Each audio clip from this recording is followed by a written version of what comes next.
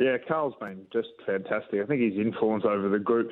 He's one of those guys that across the pre-season we did a lot of leadership education and training standards, behaviours, and all that. And he was never really the first name, but he was always in the top 5 in every category that we assess. So when you think about someone with the level of consistency, he's a great trainer. He's got a great work ethic. He's got really strong relationships. He helps the coaches with game style and how we should go about different aspects of the game. So he's a really well-rounded young man, and we're really pleased that he's come on board. And he was really disappointed. I thought, he had a pretty strong game, started really well, and did some really good things. And he was just so disappointed with his own performance. So he holds himself to such a high standard, which is really strong behaviour that our young players need to start looking up to as well over the journey.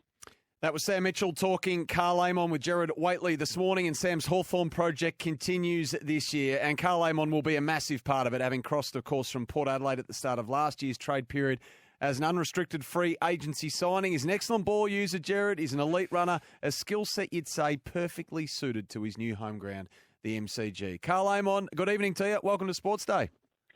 Thank you, guys. Thanks for having me. What have your impressions been of these two practice games? Geelong, obviously, a heavy loss. Collingwood, a narrow loss. What have you taken out of it?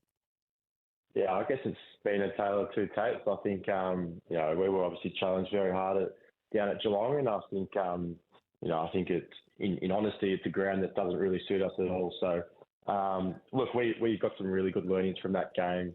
The boys were very disappointed in that, but I think our ability as such a young group to respond and play Collingwood down in Tasmania and have a really good performance, although we didn't get the win in the practice game, but I thought we showed some really good signs of improvement. I thought it was electric. I thought it was really impressive, Karl, and you must be thrilled with that effort down in Tassie. Yeah, absolutely. And I think, one of the things that we talked about after the game was our resilience after the first 10 or 15 minutes. Obviously, Collingwood kicked the first 3 goals, and I guess following from the week before, you were probably stressing a little bit, but I think our group showed some really good signs to bounce back, and I think after that first 10-minute mark, we had a really good, strong performance, and it was really promising, and we got some really good key takeaways from it. So the coach said you wouldn't have been that happy with your own performance. Give us your review of your own game. I did hear you just play that. I think, I've got a very high standard of how I perform, and while he might have thought my game was okay and it was there, I think one of the things that I pride myself on is my ball use, and for me personally, I just didn't think that was up to scratch on the weekend. So luckily enough, I can rectify that, and it's something that's in my control, and and just looking forward to round 1 in the coming weeks. Speaking of Karl Amon, on Hawthorn at Membership Day here at SEN, you can get a free upgrade on a Hawks membership today. Just join now at hawks.team/SEN. So that's Sam Mitchell's impressions of you, Karl, since you joined. What have your impressions been of him, the champion player turned coach? Yeah, I mean, they've been super. I think, when I first met him last year, I think, I got some really good impressions. And I think the one thing that stood out to me was just his knowledge of the game as a player, and I think he's transferring that really well into his coaching career. And he's only 12 or 16 months into his coaching tenure, but I think he's really impressed me just with his knowledge of the game and how he wants us to play the Hawthorn brand of style of football. Well, you've got a big game coming up in round 1. It's a line in the sand game. It's against the Bombers. It is. I'm going to learn about the rivalry pretty quickly, I think. But no, I mean, it's really exciting to have round 1 on a Sunday arvo against your arch nemesis, and hopefully there's going to be 80,000 at the G, which will be the largest crowd that I would have played in. So, it's a really exciting time for the footy club of going on this journey, and if we can pack that out with a full crowd at the MCG and get a win, it'll be a really good start.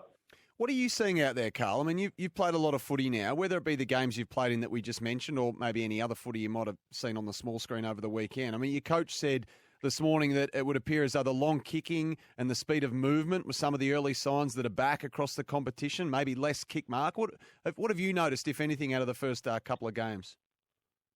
Yeah, certainly that. I think, every team that, playing these days, whether they're a kick mark team or a run and gun team. I think everyone wants to play quick footy, and I think that's I guess you could describe it the sexiest kind of football to play. And the game's getting quicker and quicker, that's for sure. And the teams who are able to, I guess, kick their way through the team and generate that really quick ball movement are going to be the teams that are going to be hard to play against. So everyone's in search for that, that quick ball movement, and it's going to be a fierce season ahead. Looks like handball is back in vogue as well. Lots of handball going through, chaining up handball, but going forward with the hands, which probably Richmond brought back to the game 3 or 4 years ago. Yeah, I think there's two different types of that. You can see the Western Bulldogs handball, from back when they won the premiership, whether that be out of stoppage or you've got the Richmond style who just try and get forward at all costs. So, that's going to be a big part of the game, and especially in the midfield. I think, that's going to be something that teams try and bring out, and whether that be, the forward handball we spoke about and just trying to get the ball going, get it into your front half as much as possible. So, it's going to be fascinating to see how teams adapt and how they adapt their game style. Have you felt that there's less prior opportunity this year? To be honest, I haven't noticed. I did. Geordie De Goey got me holding the ball on Thursday, and I thought it was pretty quick, and I thought I got the handball out. But the umpires are trying to speed the game up as much as possible, and as players, we've got to adapt to that. And no one wants to get caught holding the ball, so that's something we're going to have to be wary of. How have you gone with the 4 umpires in these early stages, Karl? The only thing that I've noticed is that they stand directly in front of me on the wing at centre bounces. So, in terms of general play, you're so focused on what's going on in the game, you don't really notice it too much. But as I said, the only thing that I've noticed is they stand directly in front of the winger at a centre bounce, which is quite annoying. It's actually a good point. Yeah. Why do they do that? Why don't they move 5 metres to either left or right? Don't know. They may ask you, why don't you move, by the way? Yeah, that's right. Yeah, well, it goes hand in hand, doesn't it? Yeah, they're red hot on umpire contact as well. They cracked down on that as part of their 13 amendments to the tribunal process as well. So watch that one. Your influence over the group, Karl, a lot of leadership education and training standard learning over the summer at Hawthorn's what we hear. Have you been happy to delve perhaps a bit deeper into your leadership and off-field mentoring side of things at your new club? Yeah, absolutely. I think the first thing that I wanted to do coming into the club is obviously just build those relationships and, try and connect with the boys and the coaches as quickly as possible, because I think the sooner that I feel more comfortable in the environment, the better my leadership will be. And, it's whether that's going to be an entire team thing, or I think the thing that it might be more would be the midfield group. I think I'm the oldest in there by 3 years, which is quite surprising. And I think the likes of Jai Newcombe and James Warple are really going to take the midfield by the scruff of the neck. And if I can tag along to those two and give my bit, that'll probably be the best plan of action. You're at a club where obviously Travis Boak was the captain for a reasonably long period of time, and then Ollie Wines and Tom Jonas sort of inherited that and had to make it their own. What have you made of, James Sicily's captaincy style in these early times? Yeah, it's going to be really good to have Sis as our leader, and I think he's so respected within the group, and he's been such a consistent performer, especially coming back from his knee.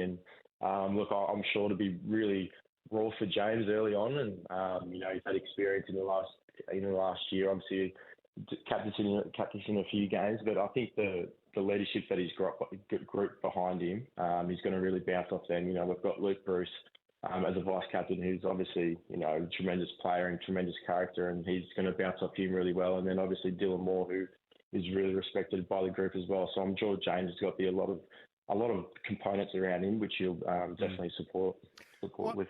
One of the difficulties of changing clubs is actually then having to go back and play against your old club. That's going to happen for you on June the 3rd. So you've got a little bit of time to get used to playing with the Hawks and get yourself all ready to go. But 1:45, Saturday, June the 3rd, back at the Adelaide Oval. It's going to be a mental challenge more than anything else. Yeah, absolutely. When the fixture came out, that was the first game I looked at it.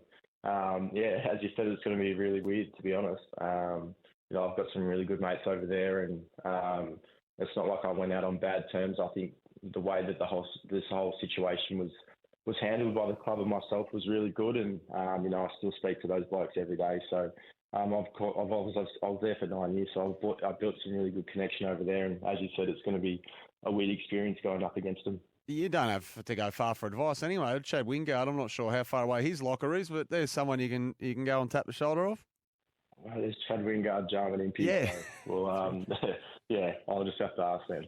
Hey, it's a long time ago now, really, and that player movement window you were involved in. So water under the bridge. I'm just curious to know, though, Karl. I mean, you moved on. I reckon it might have even been the very first day one of the trade period.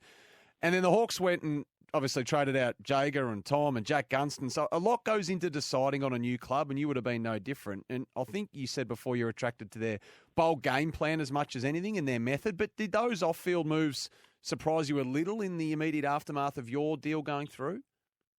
Look, it did surprise me a little bit, but I mean, there was 12 months earlier, there was talk of the same thing happening. So, I mean, it wasn't the biggest surprise and shock. And I mean, I was in America during the time, so I was kind of blinded by a little bit. But I mean, it was a surprise. But in terms of what the club did, it was a very brave decision for them to do that. And, going ahead, Sam said that the group that's going to win the next premiership is at the club right now. So I've got full confidence in what they're doing and what they're building at the club, and they've got the key components of what they want going forward. So while I was surprised and Jaeger and Tom and obviously Jack are quality players, this is where the club's going. Well, we're into the final countdown now. There's no doubt about it. So we wish you well, Karl, for this final phase of your preparation, I suppose, and we really look forward to that clash. Round 1, Sunday, March 19, against Hawthorn's arch rival Essendon, your first game for your new club. All the very best for them, mate, and really appreciate you joining us. Thanks, guys. Thanks again for having me. There's Karl Amon joining us on this Hawthorn membership day. Gerard at SEN, you can get a free upgrade on Hawthorn membership deals today. Join now at hawks.team/SEN. And Sportsday is for the award-winning 7-seat Kia Sorrento. Kia's large SUV, available now at your nearest Kia dealer. And Macca's, pick up the McValue bundle, just $26.95 at Macca's. More Sportsday right after this.